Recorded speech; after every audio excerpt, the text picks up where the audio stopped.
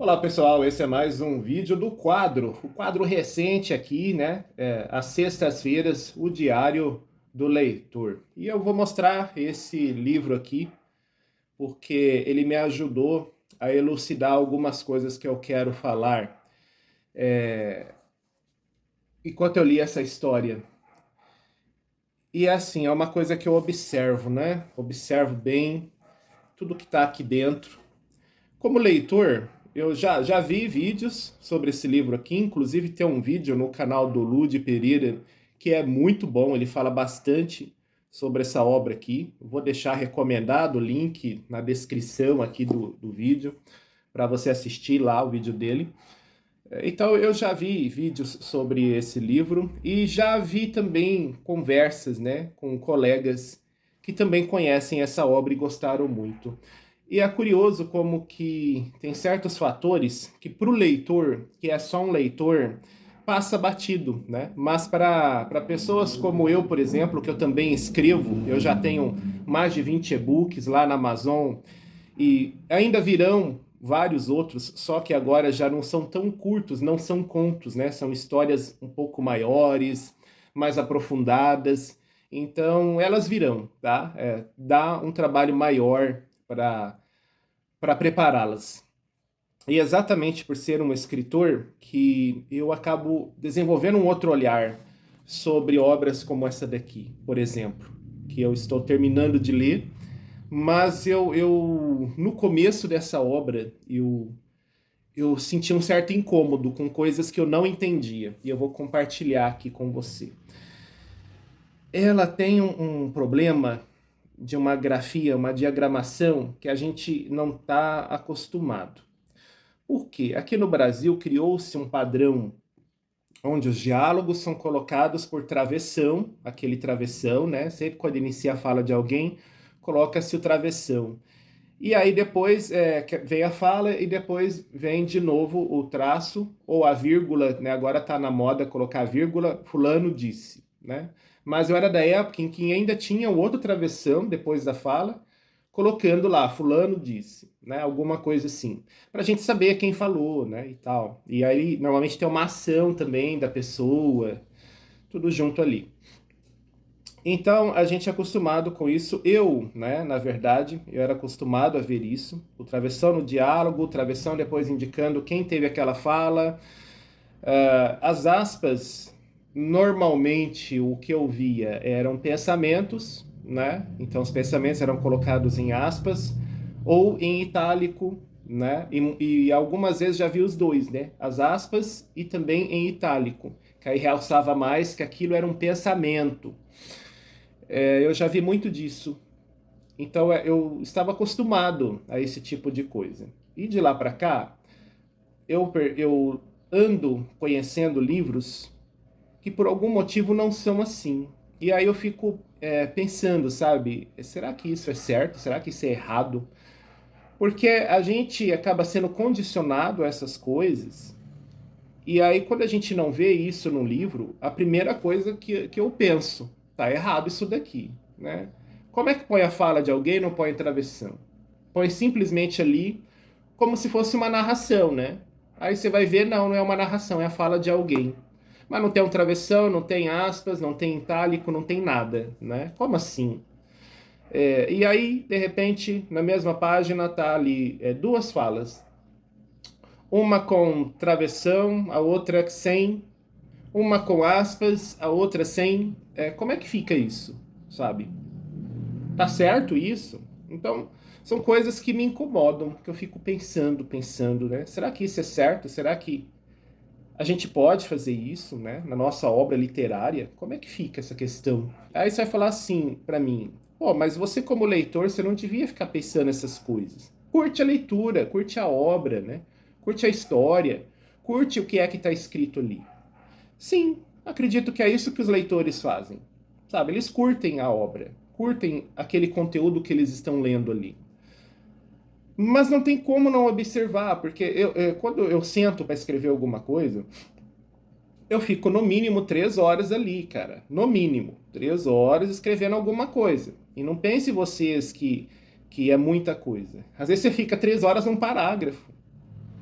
sabe? Então, há um esforço em trazer uma boa escrita. E isso faz com que, de repente, eu olhe um livro como esse e estranhe muito, sabe? Eu fico pensando, como que pode?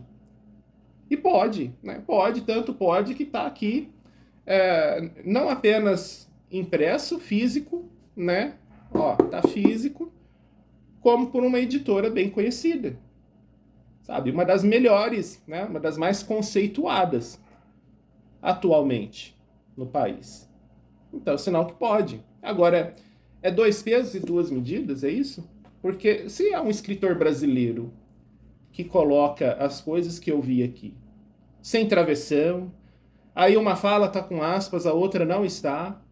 De repente você vê um travessão ali, indicando a fala de alguém, mas de repente você não vê mais travessão em lugar nenhum, e as falas continuam. Pode isso?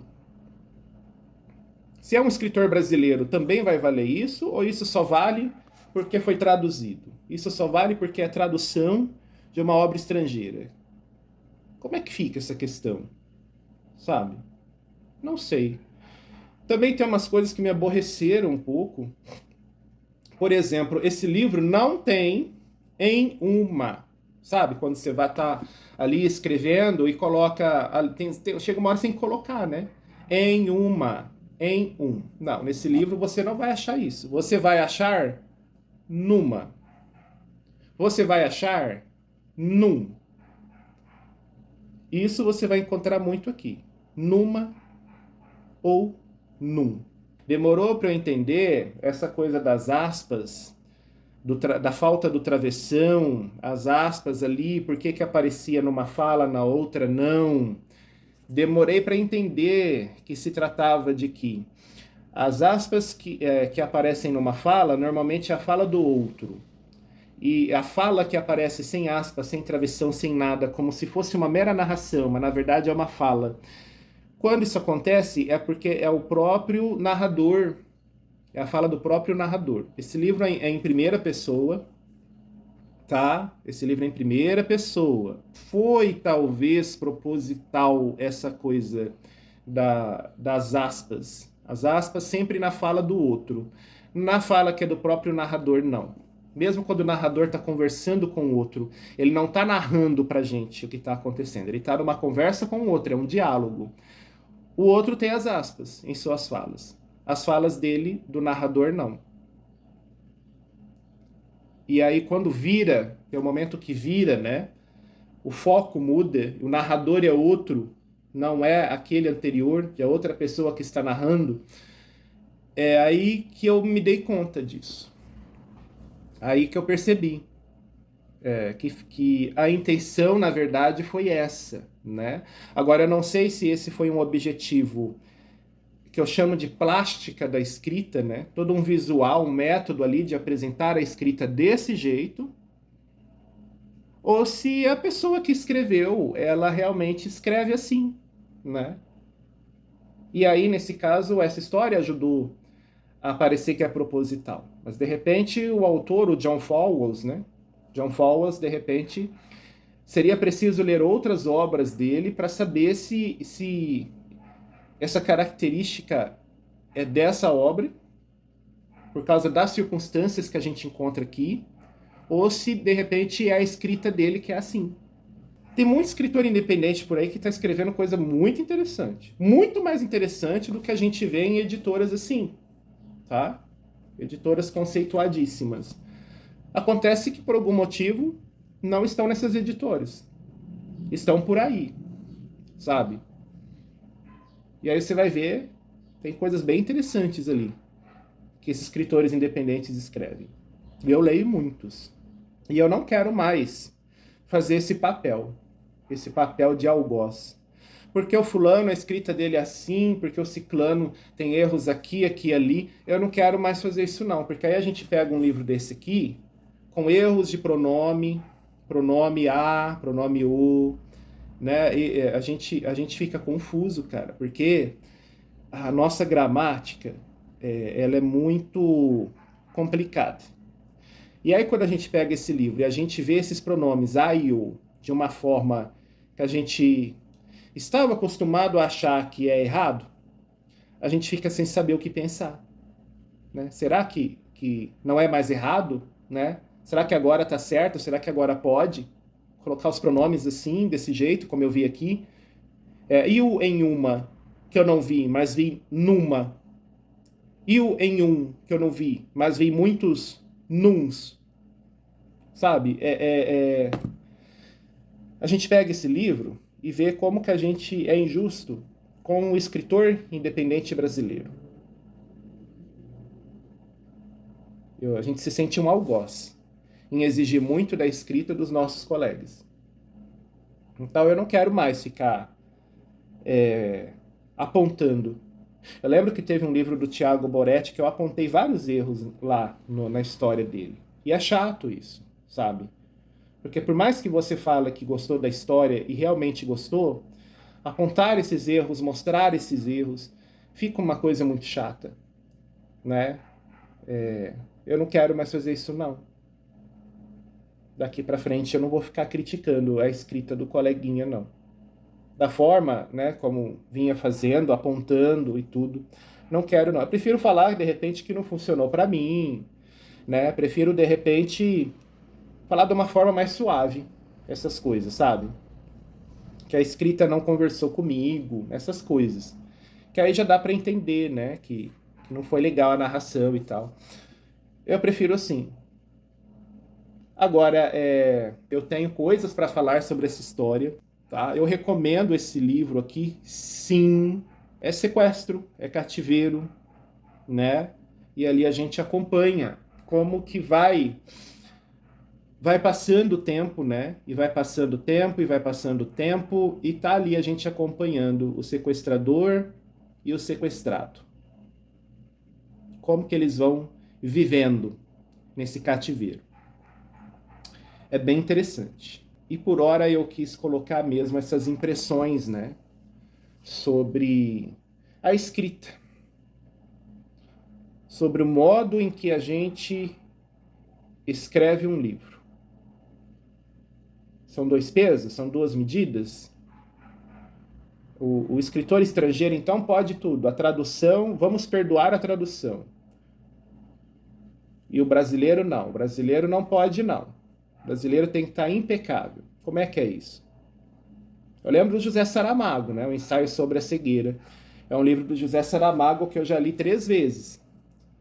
E das 3 vezes foi brilhante o livro, Ensaio sobre a Cegueira. Agora, eu li sempre o mesmo livro, a mesma edição. Nessa edição, não, quase não tem parágrafos, tá? E é assim, narração junto com pensamento, junto com diálogo, é tudo uma coisa só ali. E magicamente eu fui sabendo, né? Eu soube identificar o que era pensamento, o que era diálogo, o que era apenas a narração do fato, contando pra gente o que estava acontecendo. Isso foi meio mágico, sabe? E aí a gente vê isso numa obra do José Saramago. E aí você vê isso no seu coleguinha, que é independente, você acha ruim. Você fala que tá errado. Tá entendendo o que eu tô querendo dizer? É complicado. É complicado. É bem complicado esse negócio. Tá? É bem complicado. É isso que eu vim compartilhar aqui com vocês. Essa coisa da gente ler, né? O diário de um leitor. Mas um leitor que, de repente, por ser escritor, se pega nesse conflito, né? Sim, é um conflito. Isso acontece com você? Você tem essas percepções quando você está lendo um livro? O que é que você pensa sobre isso? Comenta aí para mim. Um abraço, pessoal. Até o nosso próximo vídeo. Ajude o canal curtindo o vídeo, deixando o seu comentário, compartilhando para alguém que você gosta. Considere também apoiar o canal com valeu demais ou qualquer quantia direto no meu Pix. Isso me ajuda e eu vou ficar muito feliz.